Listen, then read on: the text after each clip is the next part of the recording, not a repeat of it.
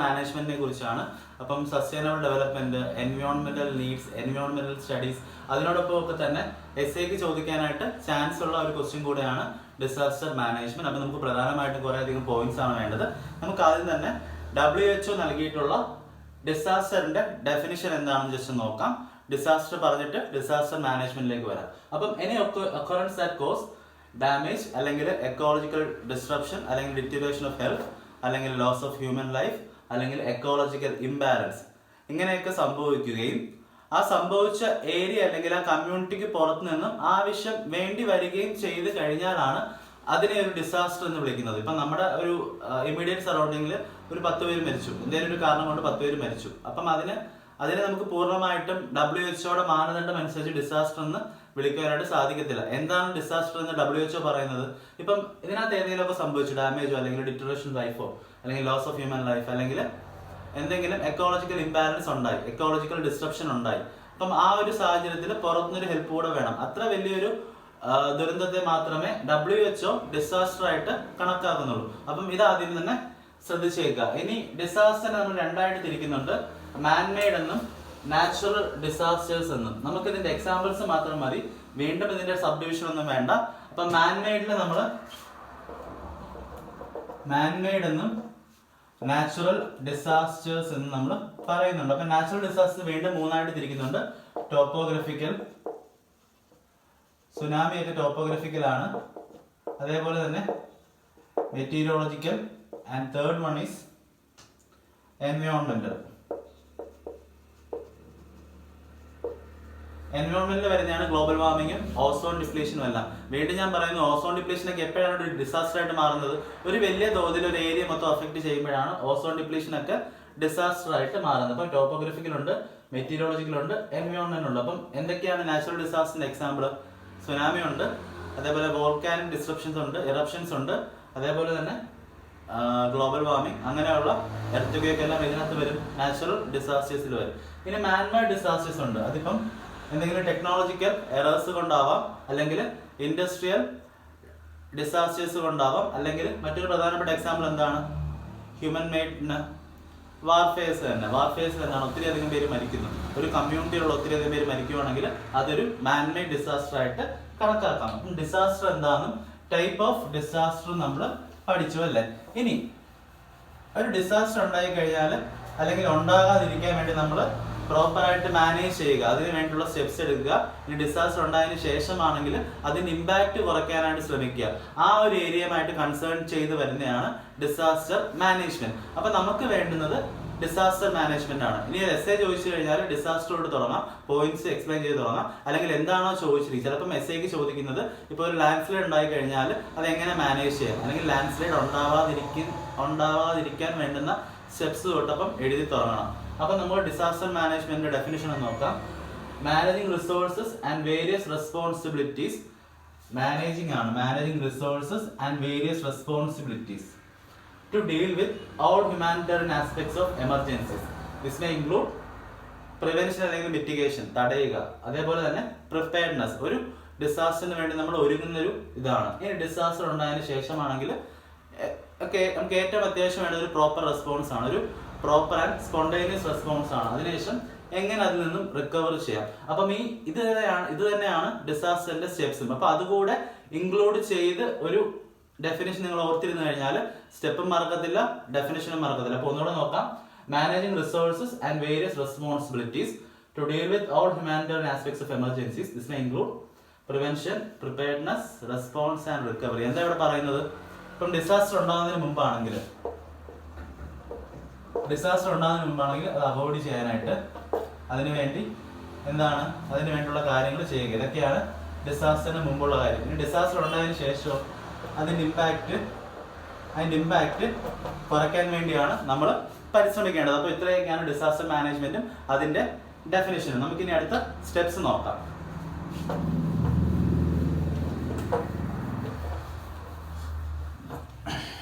നമുക്കിനി അടുത്തതായിട്ട് പഠിക്കാനുള്ളത് ഫേസസ് ഓഫ് ഡിസാസ്റ്റർ മാനേജ്മെന്റ് ആണ്, അല്ലെങ്കിൽ സ്റ്റെപ്സ്. അപ്പൊ ഞാൻ പറഞ്ഞു നിങ്ങൾക്ക് ഓൾറെഡി. ഒന്നാമത്തത് മിറ്റിഗേഷൻ, രണ്ടാമത്തത് preparedness, and third one is response, and the fourth one recovery. അപ്പൊ ഞാൻ ഈ ഫേസസിനെ കുറിച്ച് ഡീറ്റെയിൽ ആയിട്ട് പറയുന്നതിന് മുമ്പ് നിങ്ങൾക്ക് എളുപ്പത്തിൽ മനസ്സിലാക്കുന്ന ഒരു എക്സാമ്പിൾ പറഞ്ഞുതരാം. ഇപ്പൊ നമ്മുടെ നാട്ടിലൊക്കെ ഫ്ലഡ് വന്നു അല്ലെ, വെള്ളപ്പൊക്കം വന്നു. അപ്പൊ നമ്മൾ ആദ്യം എന്താണ് ചെയ്തത്? ഒരു പ്രാവശ്യം വെള്ളപ്പൊക്കം വന്ന് പോയപ്പോൾ നമുക്ക് മനസ്സിലായി തൊട്ടടുത്ത വർഷങ്ങളിലും വരും. അപ്പം ഈ ഡിസാസ്റ്റർ മാനേജ്മെന്റ് എന്നുള്ള രീതിയിൽ നമ്മൾ എന്ത് ചെയ്തു? ഒന്നാമതായിട്ട് നമ്മൾ ഇത് തടയാനായിട്ട് കുറെ അധികം കാര്യങ്ങൾ ചെയ്തു അല്ലെ. ഇത് രണ്ടും നമ്മൾ തടയാനായിട്ട് ചെയ്ത കാര്യങ്ങളാണ്. അപ്പൊ നിങ്ങൾക്ക് ഓർത്തിരിക്കാൻ വേണ്ടി ഞാൻ മറ്റൊരു രീതിയിൽ പറഞ്ഞുതരാം. നമ്മൾ നോൺ ലിവിങ് ആയിട്ടുള്ള ആസ്പെക്റ്റിനെ ഫോക്കസ് ചെയ്യുകയാണെങ്കിൽ, ഓർത്തിരിക്കാൻ വേണ്ടി മാത്രം പറയുന്നതാണ്, നമ്മൾ നോൺ ലിവിങ് ആയിട്ടുള്ള കാര്യങ്ങളെ ആസ്പെക്ട്സിനെ മാത്രം അല്ലെങ്കിൽ നമ്മൾ ഫോളോ അപ്പ് ചെയ്ത് ഡിസാസ്റ്റർ തടയാൻ വേണ്ടി നമ്മൾ ചെയ്യുന്ന ആക്ടിവിറ്റീസ് ആണ് നമ്മൾ പ്രിപ്പയർനെസ് എന്ന് പറയുന്നത്. ഓർത്തിരിക്കാൻ വേണ്ടി മാത്രമാണ്. അപ്പം നമ്മൾ അങ്ങനെയുള്ള സ്റ്റെപ്സ് എന്തൊക്കെയാണ്? ഇപ്പൊ കുട്ടനാടിൽ എന്താണ്, കുറെ അധികം വീടുകൾ താഴെ ബീം കൊടുത്ത് ഒത്തിരി പൊക്കി കെട്ടിയല്ലേ. ഫ്ലഡ് വന്നാലും അവരുടെ വീടിന്റെ പരപ്പോളം വെള്ളം എത്താത്ത രീതിയിൽ അവരെന്ത് ചെയ്തു? വീട് പൊക്കി കെട്ടി. അത് എന്തിന്റെ എക്സാമ്പിൾ ആണ്? ഒരു മിറ്റിഗേഷൻ മെഷർ ആണ്. ഇനി പ്രിപ്പയർനെസ്സിൽ വരുന്നത് ലിവിങ് ആസ്പെക്ട്സ്. അതിന്റെ എക്സാമ്പിൾ ആയിട്ട് ഇപ്പൊ നമ്മൾ മോക്ക് ഡ്രില്ല് കൊടുക്കുക. ഇപ്പം എന്താ പറയുന്നത്, വെള്ളപ്പൊക്കം ഉണ്ടായി കഴിഞ്ഞാൽ മോക്ക് ഡ്രില്ല്. അപ്പം എന്തൊക്കെ ചെയ്യാമെന്നുള്ള കാര്യം നമ്മൾ വെള്ളപ്പൊക്കം ഉണ്ടാകുന്നതിന് മുമ്പ് തന്നെ മോക്ക് ഡ്രില്ലായിട്ട് ആളുകളെ കൊണ്ട് ചെയ്ത് നോക്കുന്നു. അല്ലെങ്കിൽ പേഴ്സണൽസിനെ ട്രെയിൻ ചെയ്യുക, അല്ലെങ്കിൽ എന്താണ് ഒരു ക്യാമ്പൊക്കെ പെട്ടെന്ന് സെറ്റപ്പ് ചെയ്യാൻ പറ്റുമോ, അങ്ങനെയുള്ള കാര്യങ്ങൾ നോക്കുക. ഇതെല്ലാം വരുന്നതാണ് പ്രിപ്പയർനെസ്സിൽ. അപ്പം ലിവിങ് ആസ്പെക്ട്സ് ആണെങ്കിൽ, അതായത് നമ്മുടെ ആളുകളെ കൊണ്ട് ചെയ്യിപ്പിക്കുന്ന കാര്യങ്ങളെല്ലാം പ്രിപ്പയർനെസ്സിലും, നമ്മുടെ എന്താ പറയുന്നത് ബിൽഡിംഗ് നോംസ്, ഇന്ന രീതിയിൽ ബിൽഡിംഗ് കോഡ്സ് കൊടുക്കുന്നത് മിറ്റിഗേഷനിലുമാണ്. ഓർത്തിരിക്കാൻ വേണ്ടി മാത്രമാണ് ഞാൻ പറയുന്നത്, ശ്രദ്ധിച്ചാണ്. ഇനിയാണ് നമ്മൾ ഡിസാസ്റ്റർ ഉണ്ടായതിനു ശേഷമുള്ള കാര്യങ്ങൾ. അപ്പൊ ഫ്ലഡ് ആണ് ഉണ്ടായതല്ലേ. അപ്പൊ ഫ്ലഡ് ഉണ്ടായത് നമ്മൾ എന്ത് ചെയ്യണം? ആൾക്കാരെ ഇവാക്യുവേറ്റ് ചെയ്യണം. ഇനി ആൾക്കാർക്ക് വേണ്ട ഫുഡ് കൊടുക്കണം. ഇനി എന്താ പറയുന്നത് അഡീഷണൽ ഡാമേജ് ഉണ്ടാവാതിരിക്കാൻ വേണ്ടി ശ്രദ്ധിക്കണം. ഇപ്പം വീടുകളിലൊക്കെ ഒത്തിരി പേരുണ്ടോ, അല്ലെങ്കിൽ ഇനിയിപ്പം നമ്മൾ ഫ്ലഡ് ഉണ്ടായി തുടങ്ങിയാൽ നമുക്കറിയാമല്ലോ ഇന്ന ഏരിയയിലേക്ക് പോകുമായിരിക്കും. അപ്പം അവിടെ നിന്ന് ആൾക്കാരെ ഇവാക്യുവേറ്റ് ചെയ്യുക, അങ്ങനെയുള്ള കാര്യങ്ങളെല്ലാം റെസ്പോൺസിൽ വരുന്നതാണ്. ഇനി ഏറ്റവും അവസാനം റിക്കവറി. ഫ്ലഡ് ഉണ്ടായി നമ്മൾ ഇമ്മീഡിയറ്റ് റെസ്പോണ്ട് ചെയ്യേണ്ട കാര്യങ്ങളെല്ലാം ചെയ്തു. ഇനി റിക്കവറി എന്താണ്? വീണ്ടും ആളുകളെ തിരിച്ചു പാർപ്പിക്കുക, അതേപോലെ തന്നെ അവരുടെ വീട് ക്ലീൻ ചെയ്ത് നൽകുക, അങ്ങനെയുള്ള ബാക്കിയുള്ള കാര്യങ്ങളെല്ലാം നമ്മൾ റിക്കവർ ചെയ്യാനായിട്ട് ചെയ്യുന്ന എല്ലാവിധ സ്റ്റെപ്സും റിക്കവറിയിലാണ് വരുന്നത്. അപ്പം ഇത് ഞാൻ നിങ്ങൾക്ക് മനസ്സിലാവാൻ വേണ്ടി പറഞ്ഞാണ്. ഇനി നമുക്ക് എന്താണ് ഇതിന്റെ സ്റ്റെപ്സ് എന്ന് ഡീറ്റെയിൽ ആയിട്ട് നോക്കാം. അപ്പൊ ഒന്നാമതായിട്ട് മിറ്റിഗേഷൻ ആയിരുന്നു. അപ്പൊ മിറ്റിഗേഷനിൽ ഞാൻ ഓൾറെഡി പറഞ്ഞു, നമ്മളൊരു പെർമനന്റ് പ്രൊട്ടക്ഷൻ അല്ലെങ്കിൽ ഒരു പ്രോപ്പർ പ്ലാനിങ്ങിലൂടെ നമ്മൾ എന്ത് തടയുന്നു? ഡിസാസ്റ്റർ തടയാനായിട്ടുള്ള കുറെ അധികം സ്റ്റെപ്സ് നമ്മൾ ഇവാലുവേറ്റ് ചെയ്യുന്നു, അത് നമ്മൾ ഇംപ്ലിമെന്റ് ചെയ്യുന്നു. ഇതിനകത്ത് വരുന്ന പ്രധാനപ്പെട്ട 3 പോയിന്റ്സ് പറഞ്ഞുതരാം. ഒന്ന് ബിൽഡിംഗ് കോഡ്സ്, ഫ്ലഡിന്റെ കേസ് ആയിക്കൊള്ളട്ടെ, ഇനി എർത്ത് കേസ് ആയിക്കൊള്ളട്ടെ. അപ്പം ഇതൊക്കെ എന്താണ്? ഒരു എർത്ത് ക്വേക്ക് വന്നാലും ഫ്ലഡ് വന്നാലും ഒക്കെ തകരാത്ത രീതിയിൽ, അല്ലെങ്കിൽ ഫ്ലഡ് വരുവാണെങ്കിൽ കുറച്ചുകൂടെ എലവേറ്റഡ് ആയിട്ട് നമ്മൾ പണിഞ്ഞു വെക്കുന്നു. അതേപോലെ തന്നെ ലാൻഡ് സ്ലൈഡ്സ്, ഡീഫോറസ്റ്റേഷൻ ഒഴിവാക്കുക, ലാൻഡ് സ്ലൈഡ്സ് വരാത്ത രീതിയിൽ മണ്ണിന് എന്താണ് സോയിൽ ഇറോഷൻ തടയുന്ന രീതിയിലുള്ള കാര്യങ്ങൾ ചെയ്തു വെക്കുക. ഇതെല്ലാം നമ്മൾ മിറ്റിഗേഷനിൽ വരുന്നതാണ്. അപ്പം മിറ്റിഗേഷൻ ചോദിച്ച് നിങ്ങൾ പറയേണ്ട പോയിന്റ് എന്ന് പറയുന്നത് measures that eliminate or reduce impacts through proactive measures taken before the event.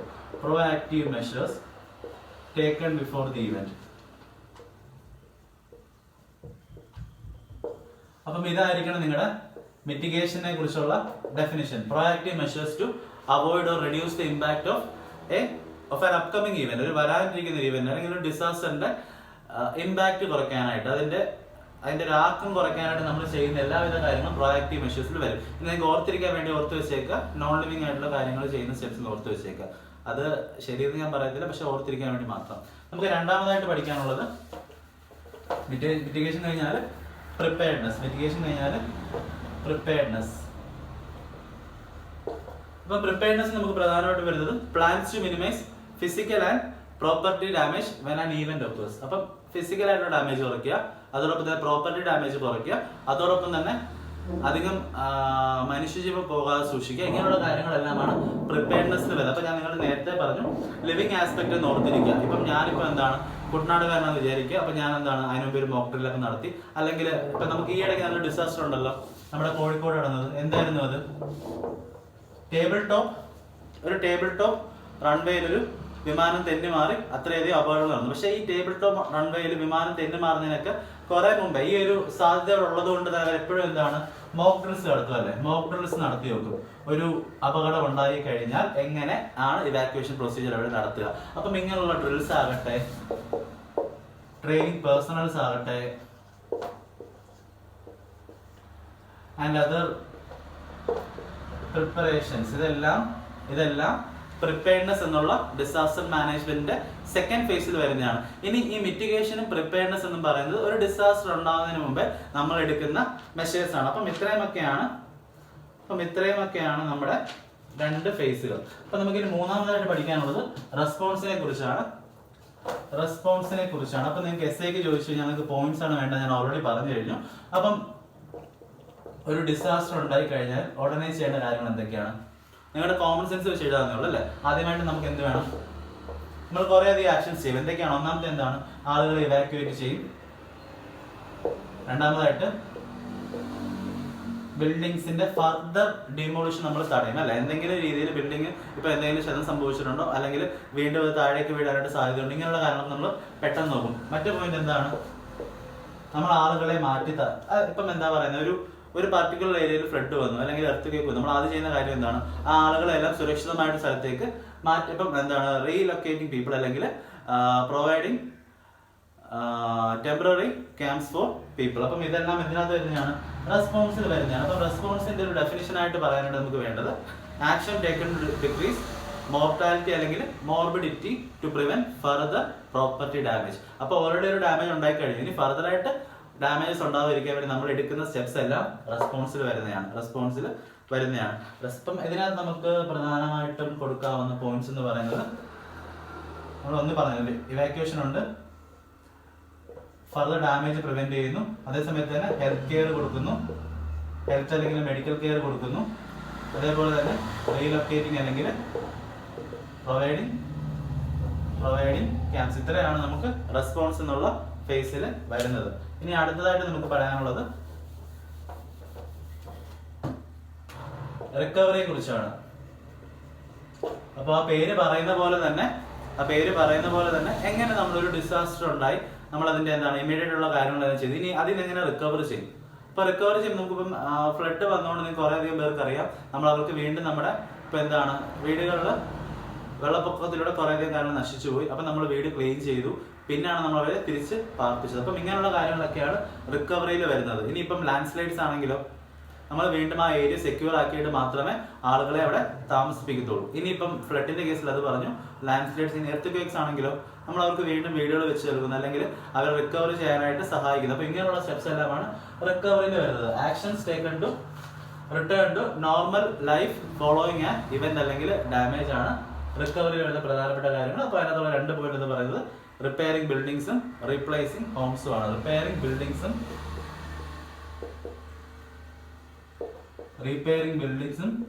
Replacing ഹോംസും ആണ്. അപ്പൊ ഞാൻ പറഞ്ഞതുപോലെ ഏതെങ്കിലും ഒരു ഡിസാസ്റ്ററിന്റെ എക്സാമ്പിൾ വെച്ചിട്ട് പഠിച്ചു വെച്ചേക്കാം. നിങ്ങൾക്ക് ചിലപ്പം എസ്ഐക്ക് ചോദിക്കാൻ ചാൻസ് ഉള്ളത് ഈ ഫേസസ് ആയിരിക്കും, അല്ലെങ്കിൽ ഓരോ ഡിസാസ്റ്ററിൽ നമുക്ക് എന്തൊക്കെ ചെയ്യാൻ പറ്റുമെന്നായിരിക്കും. അത് ഫ്ലഡ് ആയിക്കൊള്ളട്ടെ, ലാൻഡ് സ്ലൈഡ് ആയിക്കൊള്ളട്ടെ, അല്ലെങ്കിൽ എർത്ത് ക്വേക്സ് ആയിക്കൊള്ളട്ടെ, ആ രീതിയിൽ തന്നെ പഠിച്ചു വെക്കുക. അപ്പം ഈ ഫേസ് ഓർക്കാൻ വേണ്ടി ഒന്നുകൂടെ പറഞ്ഞാൽ ഫ്ലഡിന്റെ കേസ് വെച്ച് നമ്മൾ കുട്ടനാട് എക്സാമ്പിൾ എടുക്കാൻ നമ്മൾ എന്താണ് വീടുകൾ ബീം വെച്ചിട്ട് പൊക്കിപ്പെടുത്തും അല്ലേ? അപ്പം വെള്ളം എന്താണ് ഇവിടെ വരെയൊക്കെ വരത്തുള്ളൂ. അപ്പൊ എന്താണ് വീടുകൾ ഒരിക്കലും ഫ്ലഡിന് ഇതായിട്ട് വരുന്നില്ല. രണ്ടാം സ്റ്റെപ്പ് എന്തായിരുന്നു? ഇതായിരുന്നു മിറ്റിഗേഷൻ. രണ്ടാം സ്റ്റെപ്പ് പ്രിപ്പയർനെസ്. എന്താണ്? മോക്ക് ഡ്രിൽസ് നടത്തുക. ആളുകളെ ഇവാക്യുവേറ്റ് ചെയ്തൊക്കെ മോക്ക് ഡ്രിൽസ് നടത്തി നോക്കി. ഇനി മൂന്നാം സ്റ്റെപ്പ് എന്തായിരുന്നു? റെസ്പോൺസ് എന്തായിരുന്നു? ഒരു ഡിസാസ്റ്റർ ഉണ്ടായി കഴിഞ്ഞാൽ ഇമ്മീഡിയറ്റ് ആയിട്ട് എന്തൊക്കെ കാര്യങ്ങൾ ചെയ്യണം, ആരെയൊക്കെ റീലൊക്കേറ്റ് ചെയ്യണം, എന്തൊക്കെ കെയർ കൊടുക്കണം, എന്തൊക്കെ കാര്യങ്ങൾ ശ്രദ്ധിക്കണം, ഇതെല്ലാമാണ് റെസ്പോൺസ് ചെയ്യുന്നത്. ഇനി റിക്കവറി ആണെങ്കിൽ റീപ്ലേസിംഗ് ഹോം, അതിന് ശേഷമുള്ള കാര്യങ്ങൾ, അതായത് നമ്മൾ ഇമ്മീഡിയറ്റ് റെസ്പോൺസ് കഴിഞ്ഞു, ഇനി അവരെ തിരിച്ചു വരാനായിട്ട് സഹായിക്കുന്ന കാര്യങ്ങളാണ് റിക്കവറിയിൽ വരുന്നത്. ഇനി നമുക്ക് ഓരോ ഡിസാസ്റ്ററിന് നൽകാവുന്ന steps and measures and other phases നമുക്ക് നോക്കാം. നമ്മൾ പ്രധാനപ്പെട്ട ഫേസസിനെ കുറിച്ച് പറഞ്ഞു. ഇനി നമുക്ക് വേണ്ടത് ഒരു 4 ഡിസാസ്റ്റേഴ്സ് നമ്മളിവിടെ ഡിസ്കസ് ചെയ്യുന്നുണ്ട്, അതിനെടുക്കാൻ പറ്റുന്ന മെഷേഴ്സ് ആണ്. അപ്പോൾ നിങ്ങൾക്ക് ഓർത്തിരിക്കാൻ എളുപ്പത്തിന് ഈ ഫേസസിനെ ബേസ് ചെയ്ത് തന്നെ ആ ഡിസാസ്റ്റേഴ്സ് പഠിച്ചു വെക്കുക. അപ്പോൾ ഒന്നാമതായിട്ട് ഫ്ലഡ്. ആദ്യം ഫ്ലഡ് എന്താണെന്ന് ജസ്റ്റ് ഒന്ന് ഓർത്തിരിക്കുക. SS-നൊക്കെ വരാൻ ചാൻസ് ഉള്ള ഒരു ചോദ്യമാണ്. ഫ്ലഡിന് എടുക്കാൻ പറ്റുന്ന മെഷേഴ്സ് അല്ലെങ്കിൽ എർത്ത് ക്വേക്സിന് എടുക്കാൻ പറ്റുന്ന മെഷേഴ്സ്, ഇങ്ങനെ തന്നെ ചോദിക്കാം. അപ്പോൾ ഫ്ലഡ് എന്ന് പറയുന്നത് നമ്മുടെ നോർമൽ ലാൻഡിന് മേളിൽ വെള്ളം നിൽക്കുന്ന അവസ്ഥ, സബ്മർജ് ചെയ്യുക. നമ്മുടെ ബാക്കിയുള്ള നോർമൽ സബ്മർജ് ചെയ്ത് പോകുന്ന ഒരു അവസ്ഥ, അതാണ് ഫ്ലഡ് എന്ന് പറയുന്നത്. അപ്പോൾ പ്രധാനമായിട്ട് 3 ടൈപ്പ് ഓഫ് ഫ്ലഡ്സ് ഉണ്ട്. Snow melt, flash and storms മൂലമുള്ളത്. ഇപ്പം സൈക്ലോൺസ് ഒക്കെ വെച്ചുണ്ടാകുന്ന ഫ്ലഡ് സ്റ്റോംസ് ആണ്. ഇനി ഫ്ലാഷ് ഫ്ലഡ് എന്ന് പറയുന്നത് ഇപ്പം പെട്ടെന്നുള്ള മഴ കാരണം ഫ്ലഡ് ഉണ്ടാവുക, അല്ലെങ്കിൽ സ്നോ മെൽറ്റ് ഫ്ലഡ് എന്ന് പറയുന്നത് നമ്മുടെ പുറരാജ്യത്തൊക്കെ ഉള്ളൂ, അല്ലെങ്കിൽ നമ്മുടെ നോർത്ത് ഇന്ത്യയിലൊക്കെ ഉള്ളൂ. സംഭവം എന്താണ്? സ്നോഫോൾ മൂലം ഐസ് അക്യൂമുലേറ്റ് ചെയ്യുന്നു, പിന്നീട് ഇത് മെൽറ്റ് ചെയ്യുമ്പം എന്ത് സംഭവിക്കുന്നു? ഒരു ഫ്ലഡായിട്ട് രൂപപ്പെടുന്നു. അപ്പോൾ ഇത്രയൊക്കെയാണ് ഫ്ലഡിന്റെ ടൈപ്സ്. അപ്പോൾ നമുക്കിനി ഇത് ആ ഫേസസിനെ ബേസ് ചെയ്ത് ഒന്ന് എക്സ്പ്ലെയിൻ ചെയ്യാം. ഒന്നാമത്തെ ഫേസ് എന്ന് പറയുന്നത് മിറ്റിഗേഷൻ ആയിരുന്നു, and second one preparedness, and third one response, and fourth one recovery. അപ്പം നമുക്ക് കേരളത്തിൽ ഫ്ലഡ് ഉണ്ടായാൽ എല്ലാവർക്കും അറിയാം. ഒരു വർഷം ഉണ്ടായി, തൊട്ടടുത്ത വർഷം ഉണ്ടായി, നമുക്ക് മനസ്സിലായി. ഇനി ഇത് വീണ്ടും ഉണ്ടാകാനായിട്ട് ചാൻസ് ഉണ്ട്. അപ്പം നമ്മൾ എന്തൊക്കെ മെഷേഴ്സ് എടുത്തത്?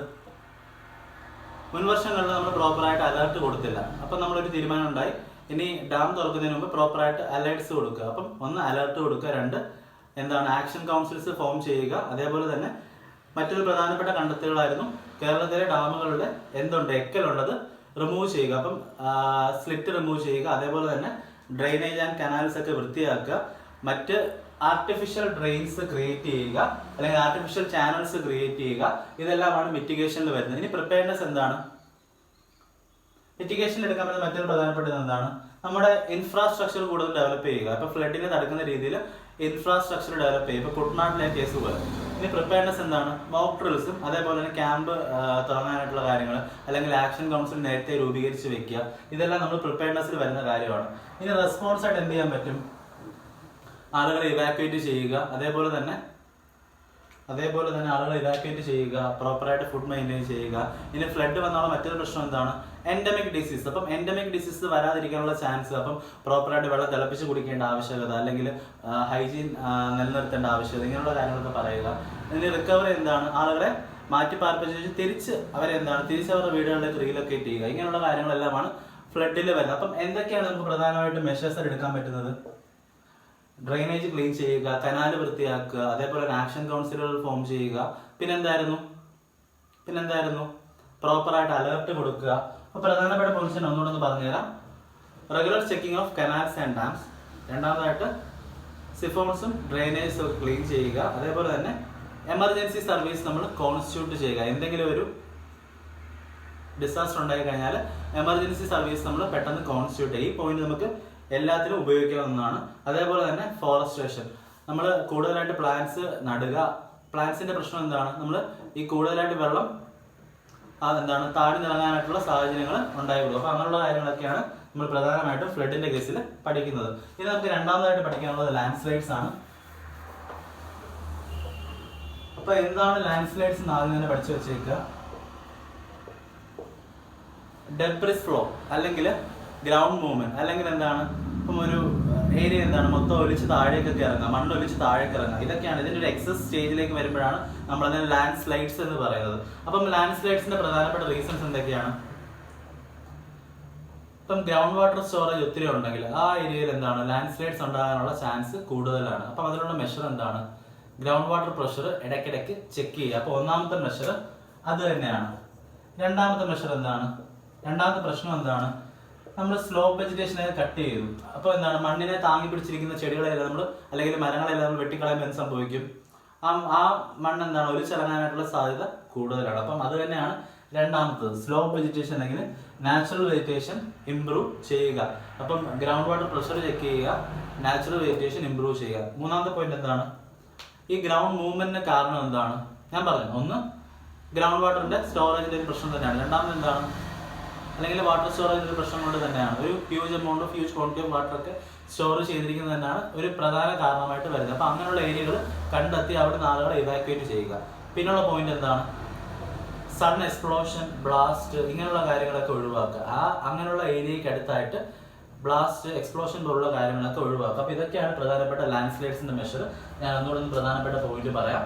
ഒന്ന് എന്താണ്? ഗ്രൗണ്ട് മൂവ്മെന്റ് അല്ലെങ്കിൽ ഡെബ്രിസ് ഫ്ലോ ആണ്. ഇപ്പൊ പ്രധാനപ്പെട്ട പോയിന്റ് എന്തൊക്കെയാണ്? ഒന്ന് ഇവാക്യുവേറ്റ് ചെയ്യാം, രണ്ടാമതായിട്ട് ഗ്രൗണ്ട് വാട്ടർ പ്രഷർ ചെക്ക് ചെയ്യാം, മൂന്നാമതായിട്ട് നാച്ചുറൽ വെജിറ്റേഷന്റെ ആബ്സെൻസ് മൂലമാണ് ഇത് വരുന്നത്. അതുകൊണ്ട് തന്നെ നാച്ചുറൽ വെജിറ്റേഷൻ കൂടുതലായിട്ട് നമുക്ക് നിർമ്മിക്കുവാനായിട്ട് സാധിക്കണം. അതേപോലെ തന്നെ റിമൂവൽ ഓഫ് ഡീപ്പ് റൂട്ടഡ് വെജിറ്റബിൾസും ഇതിനൊരു കാരണമാണ്. അതുകൊണ്ട് തന്നെ ഡീപ്പായിട്ട് റൂട്ട് പോകുന്ന ട്രീസ് അതൊക്കെ വേണമെങ്കിൽ ഇവിടെ നമുക്ക് നട്ട് കഴിഞ്ഞാൽ ഒരു പരിധി വരെ ലാൻഡ് സ്ലൈഡ്സ് തടയുവാനായിട്ട് നമുക്ക് സാധിക്കും. അതേപോലെ തന്നെ ഈ ഗ്രൗണ്ട് വാട്ടർ സ്റ്റോറേജിന്റെ ക്വാണ്ടിറ്റി കൂടുന്നത് അത് തടയാൻ എന്ത് ചെയ്യാൻ പറ്റും? നമുക്ക് പ്രോപ്പർ ആയിട്ടുള്ള ഡ്രെയിനേജ് സിസ്റ്റം ഒക്കെ നമുക്ക്, അതായത് വെള്ളം അധികം കെട്ടി നിൽക്കാത്ത രീതിയിൽ പ്രോപ്പറായിട്ട് ഡ്രെയിനേജ് സിസ്റ്റം ഒക്കെ നമുക്ക് ഡിവൈസ് ചെയ്യുവാനായിട്ടും സാധിക്കണം. അപ്പൊ ഞാൻ നേരത്തെ പറഞ്ഞതുപോലെ ഇത്രയും പോയിന്റ്സ് ഓർത്ത് വെക്കുക. ഇനി ആ 4 ഫേസസിനെ ബേസ് ചെയ്ത് ഇത് എഴുതുവാനായിട്ടും ശ്രദ്ധിക്കുക. ഇനി എന്തെങ്കിലും ഉണ്ടായിക്കഴിഞ്ഞാൽ എന്ത് ചെയ്യാൻ പറ്റും? ലാൻഡ് സ്ലൈഡ് ഉണ്ടായിക്കഴിഞ്ഞാൽ എന്ത് ചെയ്യാൻ പറ്റും?